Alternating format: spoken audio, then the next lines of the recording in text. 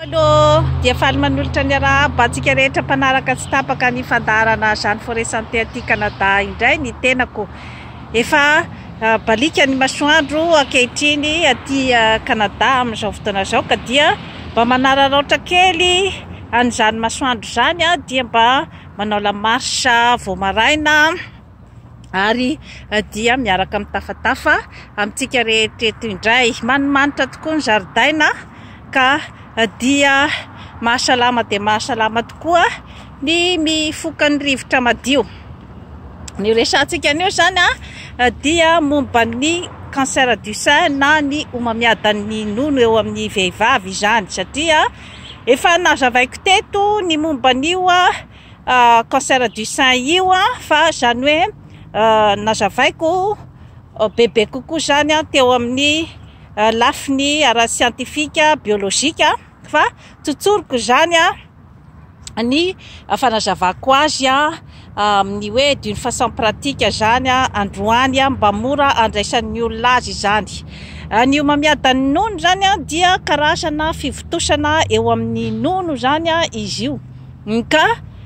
mampatahotra dia mampatahotra tokoa ny vehivavy zany izany hoe mandray ny diagnostikan'izany atao hoe cancer du sein zany, dia mivarahotsana ny mpianakavy fa dia tonga dia hoe fahafatesana. Amin'izao fotoana izao dia efa ambony ny teknôlôjia tompoko lahy sy tompoko vavy ka tsy tokony hoe zavatra dia ampivarahotsana antsika izany zavatra zany. Raha ohatra ka tratra tsara amin'ny fotoana iforonana zany io cancer du sein io, zany hoe mbola miforona zany izy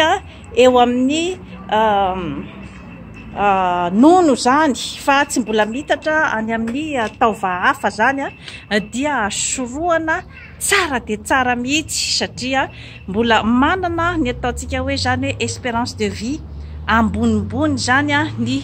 olona iray, raha ohatra ka avoara-maso tsara taorian'ny nahatratrarana an'ilay homamiadana zany atao amin'ny toerana iray zany. Fa ny tena loza dia rehefa miparitaka zany io homamiadana io dia izay no mamono. Rehefa miparitaka izy any amin'ny fo, any amin'ny avokavoka, any amin'ny vavony sy ny taova maro samihafa zany dia izay no malaky mamono zany, zany hoe métastase any amin'ny atidoha sy ny sisa sy ny sisa. Ka ny tena fitandrovana azy zany dia ny fitilina izay ataontsika hoe zany hoe matetitetika zany any amin'ny mpitsabo. Zany hoe ny vehivavy zany rehefa manomboka eo amin'ny 70 taona eo izy zany dia tokony amin'izay zany mba hoe manomboka mandeha manao fitilina indroa isa-taona moa zany ohatran'ny aty Canada ny fanaovana ny ataontsika hoe mammography reny, zany hoe ny fitilina ny nono zany mba ahitana ny hoe ahitana bebe kokoa zany ny sela ao amin'ny nono. Dia anatin'io indroa isa-taona io zany no ahitan'ny dokotera ny hoe zavatra rehetra mety mitranga, dia ao ihany koa zany ny hoe fitandrovana ny resaka sakafo ara-pahasalamana izay efa nazavaiko teto foana, fa dia vitsy dia vitsy moa zany ny tena ataontsika hoe zany hoe tena intéressé amin'izany atao hoe fitandrovana ny fahasalamana izany. Ka dia manetsiketsika atsika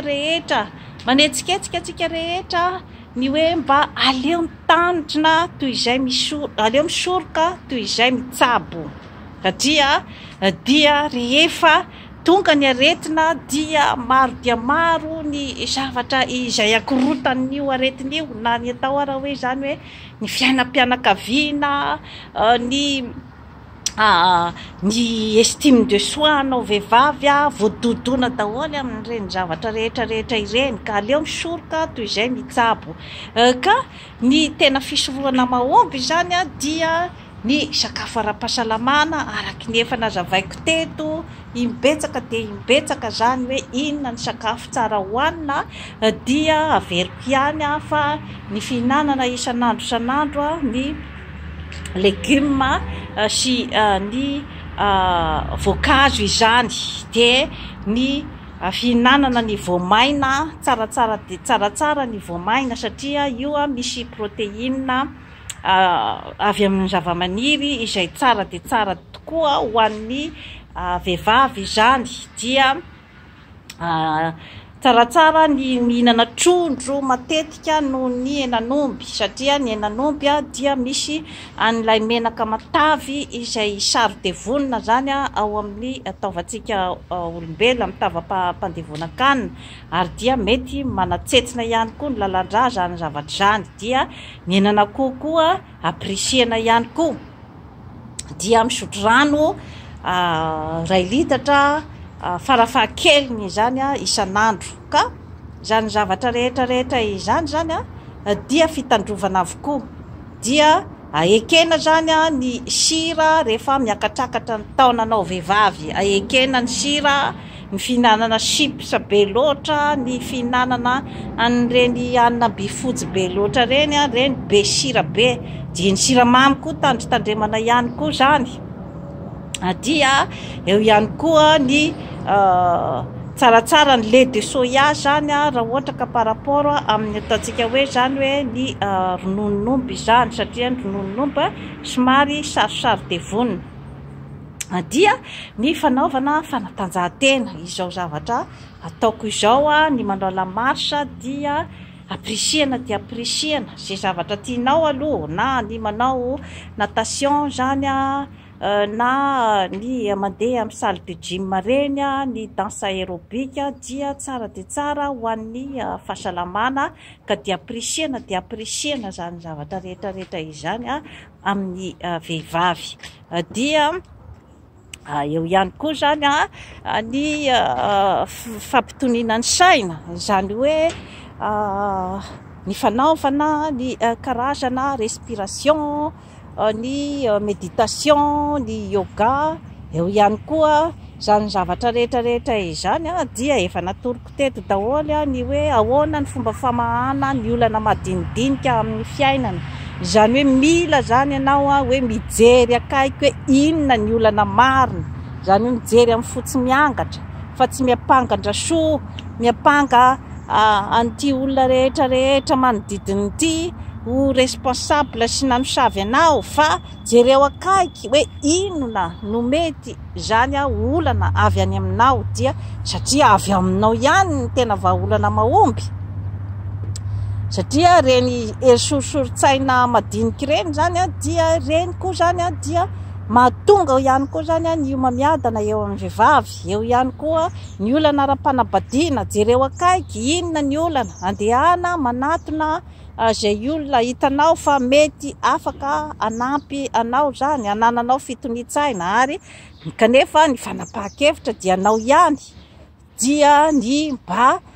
maka information momba ny fahasalamana, na amin'ny resaka boky izany, na amin'ny resaka revue reny, mbola ivoaka atsoatsy ny magazine lauréat magazine izay soratako zany momba ny fahasalamana, indrindrandrindra moa zany amin'ny vehivavy, fa mbola atao zany izay raparitahana azy any Madagasikara. Dia ny fijerevana, ny fitiliana koa zany ny fahasalamana amin'ny ankapobeny mihitsy zany matetitetika any amin'ny dokotera. Iny fitiliana ny fahasalamana en général indray zany ny hoe ny fakana raha sy ny sisa hijerevana ny cholestérol sy ny glycémie, ny tahany siramamy zany iny dia tsaratsara kokoa zany, na de mbola tsy marary ianao dia tokony mba hijery an'izay hoe 1 fois par année zany. Dia amin'izay fotoana zay ianao dia afaka mitsinjo diany mialoha zany, misoroka diany mialoha ny aretina izay mety hitranga ao aminao. Dia toy izay indray tompoko lahy sy tompoko vavy no azona tolotra anao anio, manaova abonnement amin'izany Santé-Bien-être aty Canada fa hanatsara ny fiainanao. Bye bye.